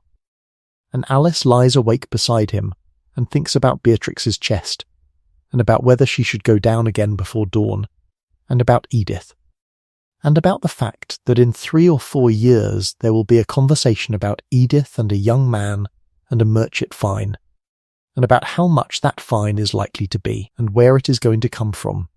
That is the whole of their ambition and the whole of their fear, and it is not smaller than yours, it is exactly the same size, it is simply pointed at different objects. And then the second sleep takes them, and the day, the whole 24 hours of it, is finished. And it was, by any standard anybody in Wickley would apply, a good day. Nobody was hurt, nothing was lost. A lamb was born. Now, having walked through one full turn of the sun with these people, let me widen it out and take you through the turn of the whole year, because a single day only makes sense inside the year it belongs to, and the year is the real unit of a farming life.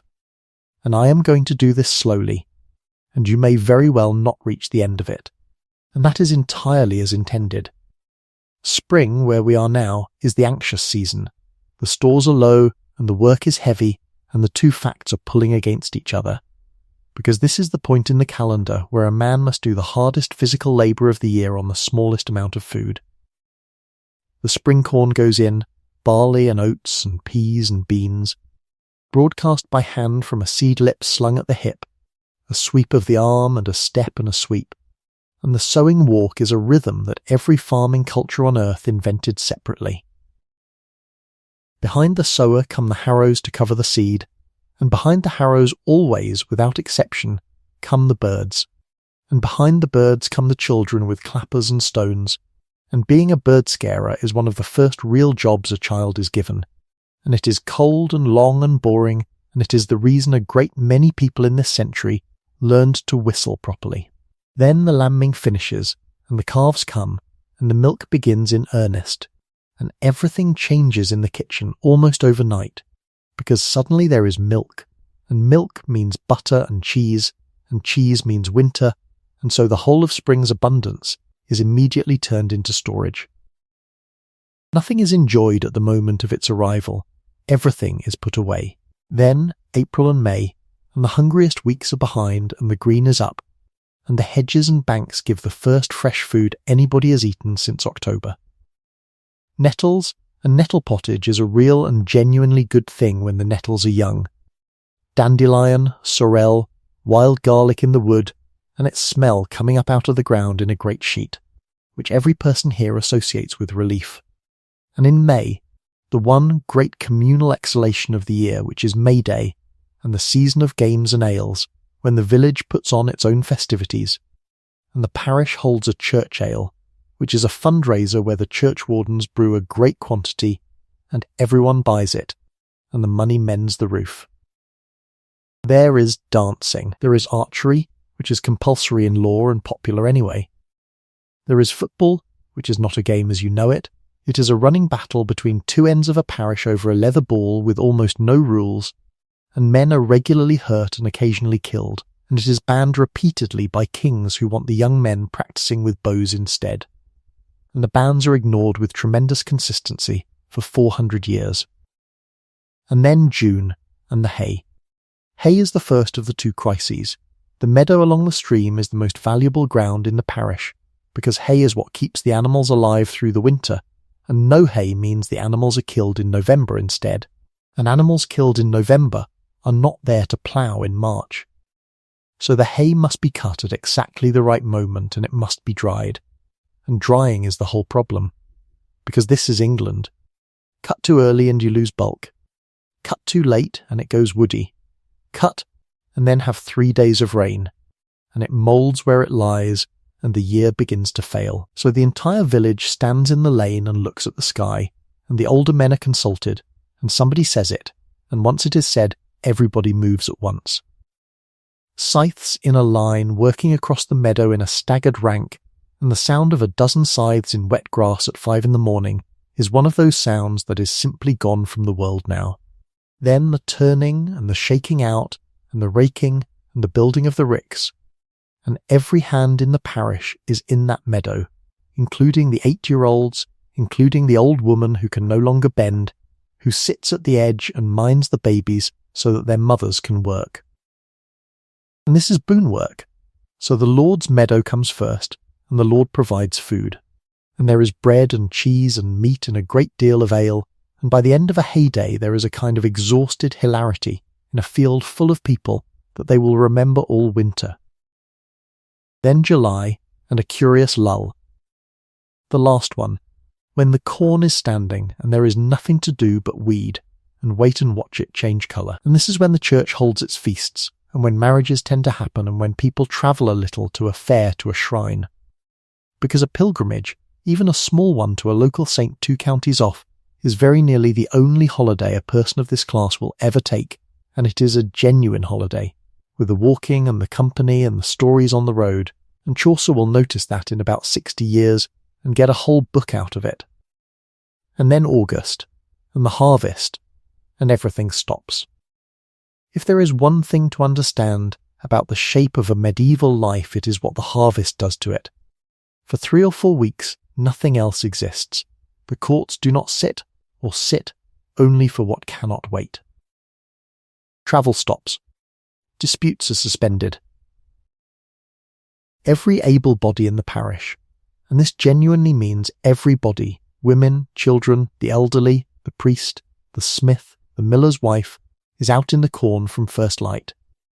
The reapers go through with sickles, taking the stalks in the left hand and cutting with the right, low, and behind them the binders make the sheaves and tie them with a twist of the straw itself. and behind them the sheaves are stood up together in shocks to dry, and behind that the carts, and the loading and the ricking, and the whole thing is a race against the weather, and everybody knows the number, which is that a wet harvest means a hungry spring, and a second wet harvest means people die. And when the last cart comes in, there is a harvest supper given by the Lord, and it is the biggest meal of the year, and it is eaten by exhausted people who have not properly slept in a month, and there is meat and white bread and as much ale as anybody can hold. And there are customs around the last sheaf that are older than the church, and everybody does them anyway, and Father Osbert eats his supper and does not comment. Then September brings the gleaning, which matters more than it sounds. Once the sheaves are carted, the poorest women and children of the village have the right to go over the stubble and take what has been dropped, and it is a real right, defended in court, and the widows go first by custom in many places, and a family with no land at all can put together a meaningful amount of grain that way. It is the closest thing this world has to a welfare system, and it works because the community enforces it, and because it is written into everybody's idea of what is decent. Then Michaelmas at the end of September, which is the hinge of the whole administrative year, when accounts are settled and rents fall due and servants are hired for the coming 12 months at the hiring fairs, standing in a row in the marketplace with the sign of their trade in their hat, a shepherd with a tuft of wool, a carter with a piece of whipcord. Then the autumn ploughing and the winter corn going in, and the last warm days spent gathering the things the woods give away, which are considerable. Nuts, crab apples, sloes after the frost, blackberries, though not after Michaelmas, because everybody knows what the devil is supposed to have done to them, and this is a genuine piece of medieval folklore that survives in country places into living memory. Timber and deadwood, hauled for the winter fires, and in some manners the pigs go into the wood to eat the fallen acorns and beech mast, which is called pannage, and which is paid for. And which is the reason pigs are the poor family's meat animal, because a pig can be fattened for free on what a forest floor drops. And then November, and Martinmas, and the killing. This is the emotional pivot of the farming year, and it is not a small thing. There is not enough hay to keep every animal alive through winter, so the ones that are not needed for breeding or work are killed. In November, all at once, across the whole country. And for a few days there is meat, real fresh meat, more than at any other time of the year, and everything else is salted or smoked or made into puddings and sausages, because absolutely nothing is wasted.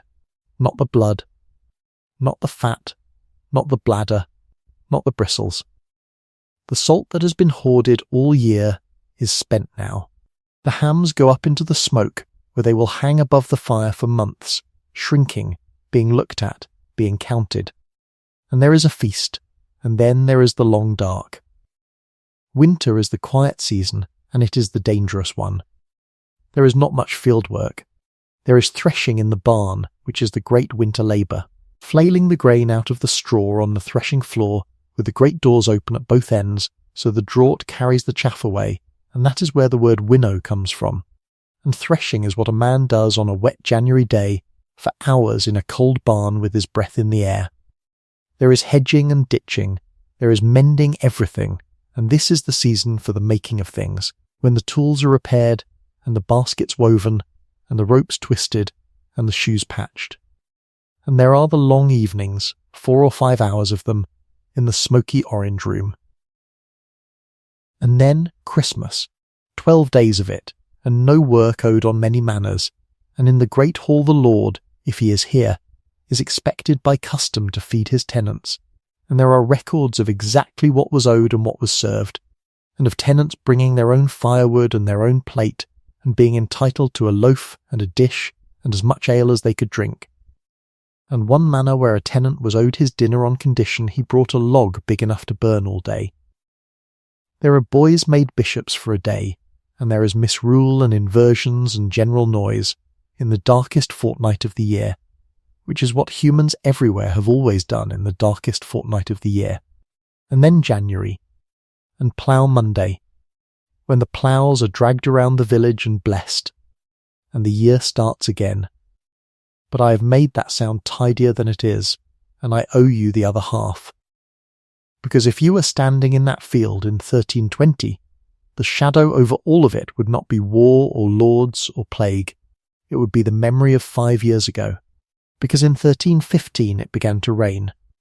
It rained through the spring, and it rained through the summer, and the corn lay flat in the fields and rotted where it lay, and the hay could not be dried, and the salt could not be evaporated from the sea because there was no sun to do it with, so there was not even enough salt to preserve what meat there was.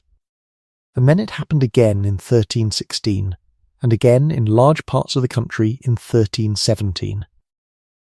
This is the Great Famine, and it was not a local misfortune. It ran from Ireland to Poland, and it killed something in the range of 1 person in 10 across northern Europe, and in some places far more. Grain prices went up 8-fold. People ate the seed corn, which is the act of a person who has stopped believing in next year. They ate the draught animals, which is the same act with worse consequences. There are chronicle reports of things being eaten that chroniclers only report at second hand and with visible reluctance. And there is a documented and appalling detail, that in some places the mortality among the poorest was so bad that villagers simply lost the memory of certain families entirely. Every person in Wickley over the age of 10 was alive for that, and remembers it in their body. Watt was 30 when it ended. Alice lost her mother in the second winter of it, and she does not say so directly. She says that her mother died in the wet years. And everybody understands. This is why there is a particular quality to the way these people count grain, and to the way they will not eat the hens, and to the way a man lies awake in March working out how many weeks are left. It is not thrift as an attitude. It is a memory of watching the parish bury more people in one winter than in the previous 9. And here is what nobody in that village could possibly know, standing in the field in the year we are visiting, and it is the reason I chose this year, and I will say it gently because it is the last thing before we let the day go. 28 years from this Monday, in the summer of 1348, a ship will come into a port on the south coast, and within 18 months something between 1/3 of every person in this country will be dead. Not in Wickley particularly. Everywhere there is no reason to think this village will be spared, because almost none were. Watt will be 63 if he lives that long, which is possible but not likely. Edith will be a woman of 40 with children of her own. Hodge will be a man in his middle 30s. Joan, the baby asleep by the fire, will be 28 years old, and will very possibly have children, and their names will not be written down anywhere, and neither will hers. And the world that comes out the other side of that will be for the survivors of exactly this class better. That is the strange and difficult truth of it, because when half the labourers in England are gone, the ones remaining discover something that no rebellion had managed to teach anybody in 300 years, which is that their work has a price, and that the price is now theirs to name. Wages double inside a generation. Parliament passes laws to stop it, and the laws do not work, because a lord with fields standing full of corn and no one to cut it will pay, quietly, in the next village over, whatever the statute says. Villains simply walk away from manors, and the manors cannot get them back, because everybody is short of hands, and the lord who asks too many questions about where his new ploughman came from gets no ploughman. Within 30 years there is a rising, and men will march on London and demand in plain words that no man should be another's bondman. They will not get it that day, and their leader will be killed in front of them. But the thing itself, the whole apparatus, the murchit and the heriot and the weak work and the broken hand querns, will be dead inside a century and a half, not because it was defeated in argument, but because it stopped being possible to enforce. So the very worst thing that ever happened to these people is also the thing that ended the arrangement they lived under. And there is no comfort in that. It is not a lesson, and it would not have been the slightest use to anyone in Wickley in 1349.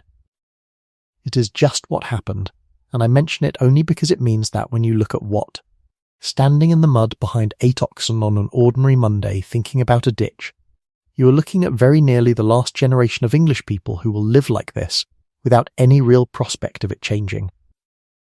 So let us go back to the house, where they are all asleep, and take the last quiet hour of this to walk through a whole life as it is lived in this room, from the beginning of one to the end of it, because you have now seen 1 day and 1 year, and a life is only those 2 things repeated. A person begins in this village, in a room full of women. There is no man present at a birth, and no physician, and there is a midwife, who is an ordinary woman of the parish with no training but an enormous amount of practice, and she is licensed by the church. And one of her formal duties is that if the baby is failing, she may baptize it herself, on the spot, because a soul is at stake, and the arithmetic of that is not negotiable. The birth happens in the dark, or by rushlight, with the shutters closed and cloths hung, and there are prayers and there are charms, and there is a girdle borrowed from the church with words written on it that is tied around the labouring woman, and nobody sees any conflict in any of that. Childbirth is the single most dangerous thing that will happen to Alice, and it will happen to her 6 or 7 times, and it is not the one dramatic risk people imagine, it is a compounding one, because each time the odds are decent, and it is the repetition that gets people. And when the child is born and lives, it is taken to the church within a day or 2, because an unbaptized baby cannot be buried in consecrated ground, and every parent knows it, and it is given godparents, and the godparents are the crucial piece, because they are the family's chosen alliance with another household, and a godparent is expected to actually turn up for a child through their whole life, and to feed them if the parents die. It is a social insurance policy dressed as a sacrament, and then, if the child is going to die, it will most likely die now. This is the number that changes the shape of everything, and I will give it to you plainly, and then set it down softly. In a village like this, something like 1 child in 5 does not reach their first birthday, and something approaching a third do not reach 10. That is the ordinary condition. It means every adult in this village has buried a sibling. It means Alice has already buried one, between Edith and Hodge, a boy who lived 5 months, and it means there is a small space in the churchyard on the north side that she can find in the dark and that she visits and that has no marker on it, because markers are stone, and stone is for lords. And here is the part that people get wrong. It is often said that they must have loved their children less because so many died, and that they did not let themselves feel it.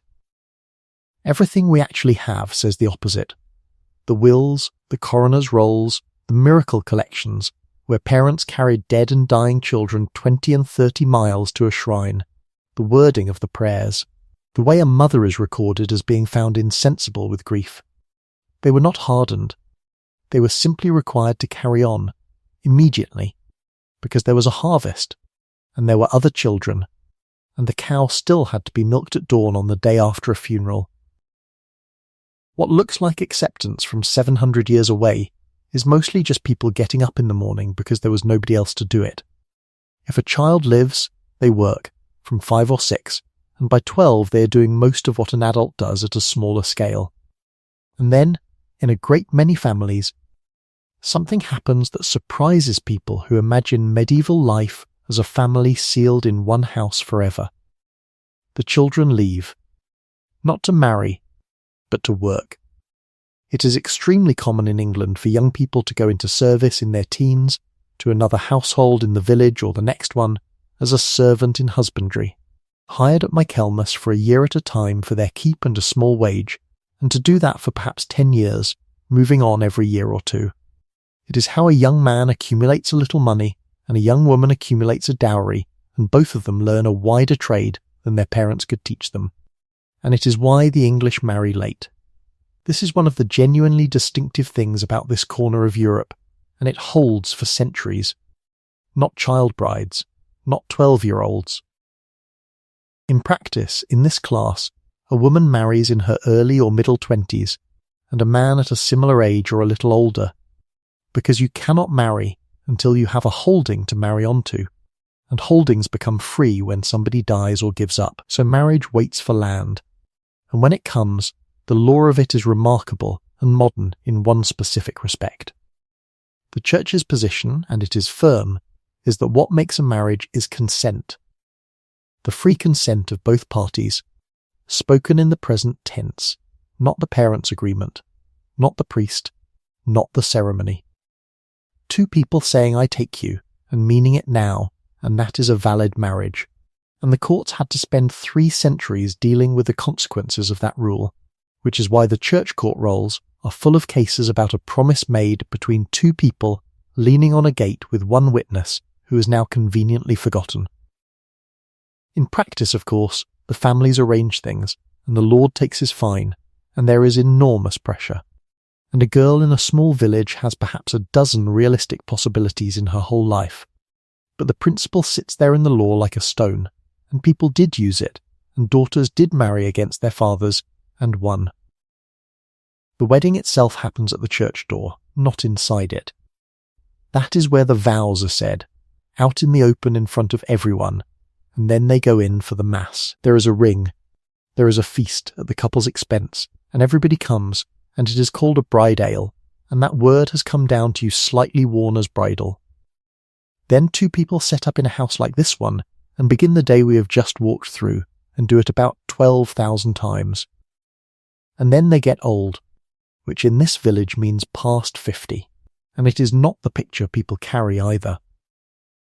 Life expectancy at birth here is dreadful, somewhere around 30, but that number is almost entirely an artifact of the baby's dying, and it misleads everybody who hears it. If you got to 20, you had a fair chance of seeing 60. If you got to 50, 70 was ordinary. There are old people in Wickley. There is a man of 78 who remembers the old king. What there is not is retirement, exactly. There is instead a transfer, formalised in the manor court, where an ageing tenant surrenders the holding to a son or a nephew, and in exchange the court records, in binding detail, what the old person is to receive for the rest of their life, and these entries survive by the thousand, and they are the most touching documents this century has left us, because they are so precise, and their precision tells you exactly what people were afraid of. So many quarters of grain a year. A pair of shoes annually, 6 ells of cloth, the right to warm themselves at the fire, the right to the room at the east end, firewood delivered to the door, the right to keep 1 cow with the herd. They are precise because everybody knew what happened without them, which is that the young couple would slowly stop feeding the old man in the corner, and the court could not enforce a promise that had not been written down. And death, when it comes at home, in that room, in that bed, with everyone in it and the neighbours in the doorway, and the priest sent for, and the last rites, and the whole village aware within the hour. There is a wake, and there is a burial, in a shroud in the churchyard, in ground that will be dug over and reused, and the bones that come up will be stacked. Because land is short, and nobody expects a grave to be theirs forever. And then the steward comes for the best beast. And a fine is paid for the heir to enter the holding, and the holding goes on, with the same strips, in the same furlongs, and the same place in the plough team, and the same 3 days a week owed, and the same seat in the same court, and quite possibly the same name, because they use the same 12 names over and over, and the roll will record a Wat holding this half Virgate in 1320, and another Wat holding it in 1360. And we will never be entirely sure how many of them there were. There is one more thing to add before we let the fire go down, and it is the question of how much of the wider world reaches into a room like this one, because the answer is both less and more than you would guess. There is a king. His name is Edward, the second of that name, and he is not popular. And the reason people here know he is not popular is not that they have opinions about his favourites or his quarrels with his earls.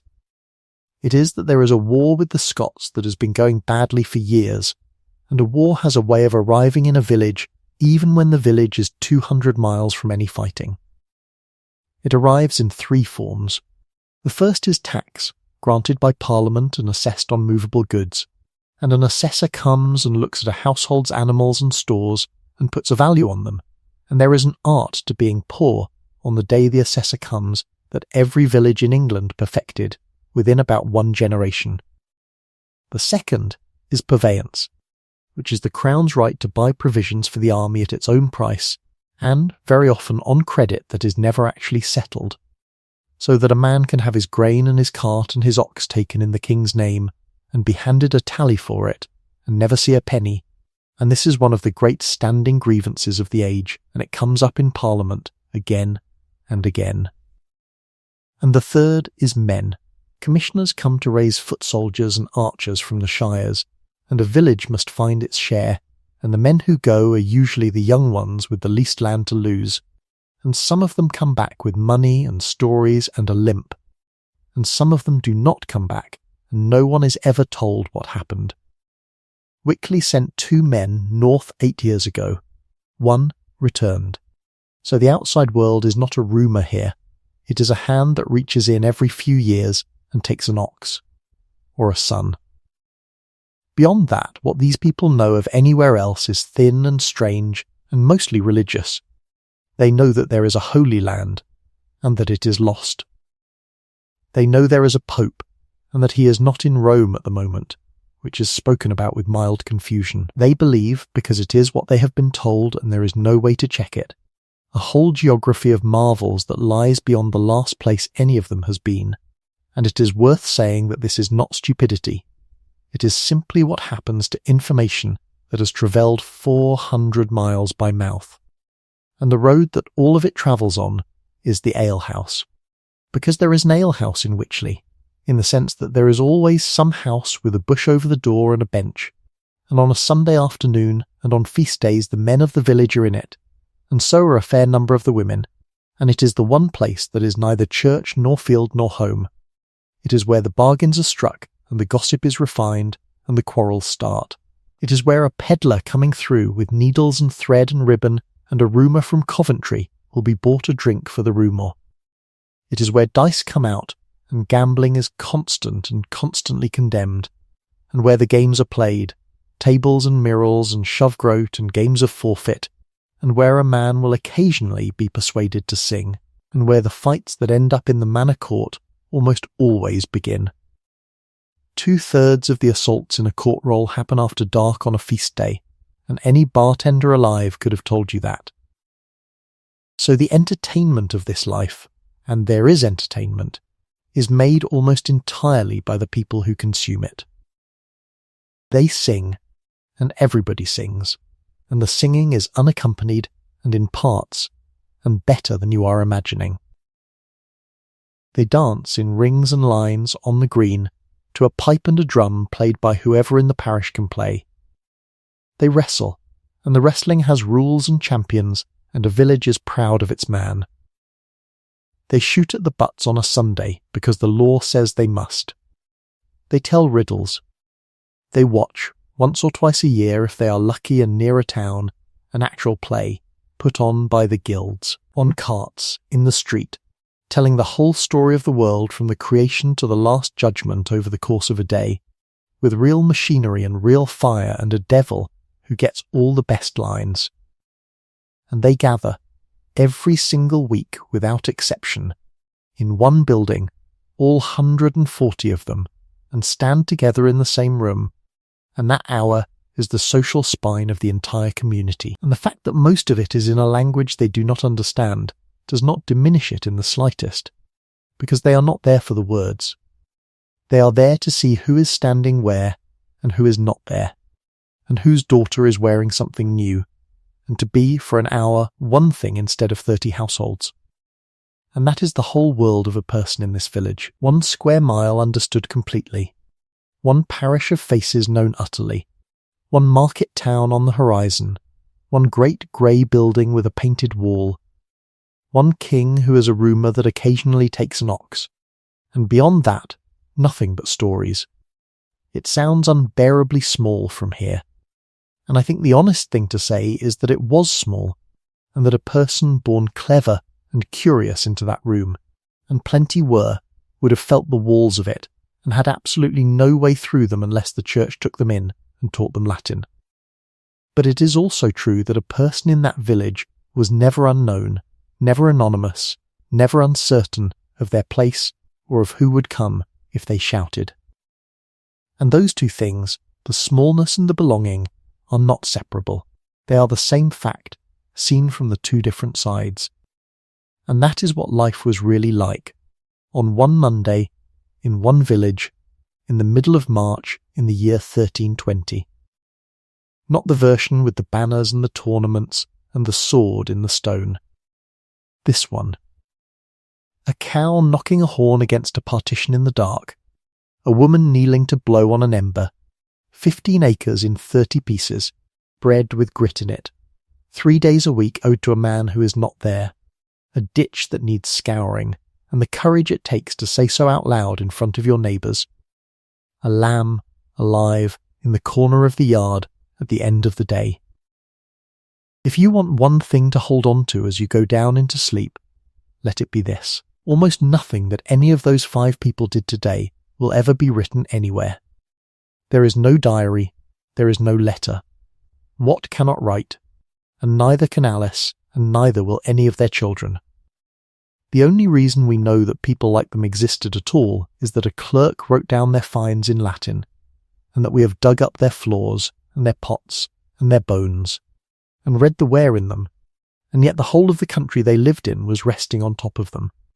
Every cathedral, every castle, every army, every king with a name you learnt at school, all of it was standing on 10,000 villages of people, doing exactly what we have just watched being done, getting up in the dark, feeding the fire, walking out to the field, and coming home again. The great ones are remembered, because remembering was a thing they could pay for. These ones are the ones who did it. So let the village settle now. The fire is banked under its grey blanket of ash, holding its heat for the morning. The shutters are pulled to, the animals are quiet at the low end of the room, and the warmth of them is coming up through the dark, and the smoke has thinned to almost nothing up under the black curve of the roof. The lamb is asleep against the yew. The dog has found the last warm patch by the door. Old Beatrix at the other end of the village has taken the drink with the horehound in it, and her fever has broken a little, and she will get up tomorrow, slowly, and she will live another 6 years, and her son's wife will come to be quite fond of her in the end. Out beyond the yard, the 2 great fields lie under the last of the moonlight, ridged and dark and empty, with the new furrows lying open and waiting, and the mist beginning to come up off the stream. Nobody is awake. Nobody is worrying. Nothing more is required of anyone until the fire is uncovered again. And around the village the country goes on in the same way, one dark parish after another, all the way to the sea, and it is quiet in all of them. Let your own breathing go slow and long. Let your shoulders come down another inch if they have crept back up. There is nothing left to follow, and nothing you need to carry with you. It is only a Monday, 700 years ago, and it is finished now, and everybody in it got through it, and they are all asleep. Sleep well.